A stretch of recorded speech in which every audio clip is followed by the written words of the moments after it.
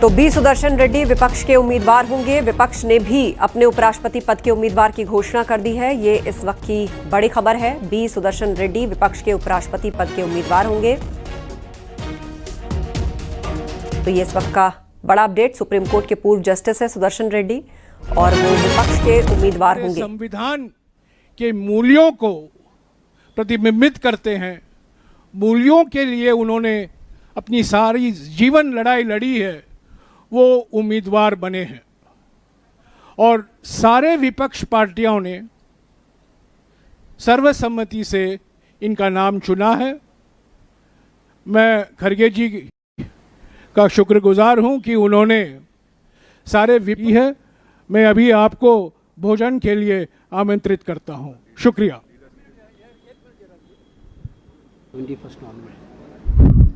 We are going to file the nomination. मैं अभी आपको भोजन के लिए आमंत्रित करता हूं। शुक्रिया।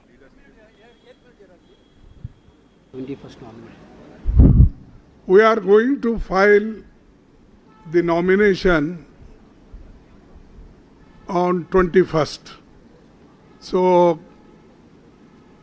the importance of candidate and how important he is already Jairam Ramesh explained. Further, I don't want to say anything. Thank you for all the media people coming. And tomorrow, all opposition party members, MPs are meeting in Central Hall 1 o'clock. This is for your kind information. Thank you.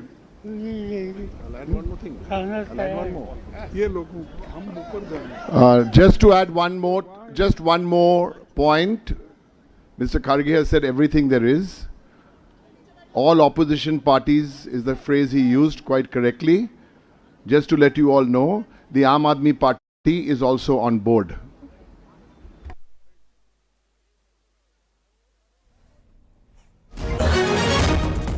और हमारे सहयोगी रवि सिसोदिया हमारे साथ phone line पर जुड़ गए हैं। Ravi, B Sudarshan Reddy विपक्ष के उम्मीदवार घोषित किए गए हैं, सुप्रीम कोर्ट के जस्टिस रह चुके हैं और किस तरीके से उनके नाम पर सहमति बनी है? बिल्कुल, देखिए, जिस तरह से बीजेपी की तरफ से नाम की घोषणा की गई थी, उसके बाद से विपक्ष की तरफ एक दबाव था कि जो कैंडिडेट हो वो दक्षिण भारत की तरफ से ही हो और पहले जो डीएमके के लोग हैं वो चाहते थे कि तमिलनाडु से किसी को उम्मीदवार बनाया जाए। दो नाम भी वहां से आए थे तमिलनाडु की तरफ से कि जिनको उम्मीदवार के लिए, हालांकि कल जो बैठक हुई थी उस पर सहमति नहीं बन पाई थी और इसीलिए आज सुबह बैठक बुलाई गई थी करीब 12:30 बजे कांग्रेस अध्यक्ष के आवास पे। वहां पे सहमति बनी। बी सुदर्शन रेड्डी जो कि न्यायविद भी रहे हैं, इससे पहले गोवा के चीफ जस्टिस भी रहे हैं, तो इनके नाम पर सहमति बनी। एक जो टारगेट था इनका, ये चाह रहे थे कि जो टीडीपी है, अगर क्षेत्रवार अगर बात करें तो टीडीपी अलायंस पार्टनर है सरकार की और बी सुदर्शन रेड्डी चूंकि तेलुगु हैं, तो ऐसे में क्या उनको टारगेट किया जाए, तो ये तमाम चीजों को सोचकर उसका रणनीति बनाया गया और उनके नाम पर सहमति बनी। हालांकि सूत्र ये बता रहे हैं कि पहले ये चाहते थे या तो जो नाम हो वो तमिलनाडु से हो या बिहार से हो। चुनाव को देखते हुए जो पर्पस है इनका कि चुनाव को टारगेट किया जाए और उसी आधार पर नाम घोषणा की जाए। लेकिन कल चूंकि सहमति बनी नहीं थी और आज बैठक हुई और उस बैठक में सहमति बनी बी सुदर्शन रेड्डी के नाम पे, जो अब साझा उम्मीदवार होंगे और 21 तारीख को अपना नामांकन दाखिल करेंगे। जी, दूसरी तरफ राधाकृष्णन है और उनको लेकर तमाम तरह की बयानबाजी बीजेपी के सांसदों की ओर से जारी है कि जीत तो तय है ही, बल्कि वो बड़े मार्जिन से जीतेंगे, ज्यादा मतों से जीतेंगे। और दूसरी तरफ कितनी कड़ी टक्कर बी सुदर्शन रेड्डी दे पाएंगे, इसके लिए क्या रणनीति बनाई गई है विपक्षी गठबंधन द्वारा? कि अगर आंकड़ों में देखो तो बहुत ज्यादा मुश्किल बीजेपी को नहीं होने वाले उनके उम्मीदवार को लेकर, और यही वजह है कि उन्होंने काफी सोच समझकर एक तरफ से कोशिश की है कि टीडीपी को टारगेट किया जाए। टीडीपी में अगर फूट होती है तो एक मैसेज दिया जाए, क्योंकि ये चाहते थे कि जो चुनावी राज्य हैं वहां से किसी कैंडिडेट को किसी व्यक्ति को कैंडिडेट बनाया जाए जिसपे सहमति नहीं बन पाई। कांग्रेस के कई लीडर्स हैं जिनका यह मानना था कि बिहार से किसी के नाम पे सहमति बने, जिसमें सहमति बनती हुई नहीं दिखी।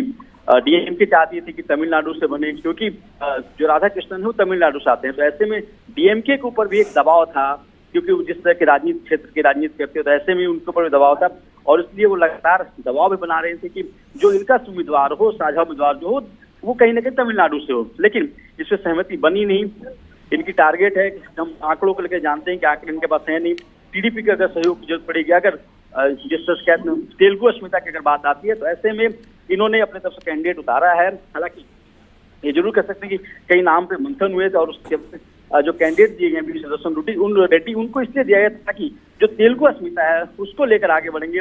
और इसीलिए कल करीब 1 बजे सेंट्रल हॉल में जो तमाम विपक्षी दल हैं उनके सांसदों की बैठक बुलाई गई है। जी, कौन से ऐसे नाम थे रवि जो चर्चा में रहे और सहमति बनते बनते बी सुदर्शन रेड्डी जो हैं वो अब विपक्षी उम्मीदवार हैं, ये तय किया गया?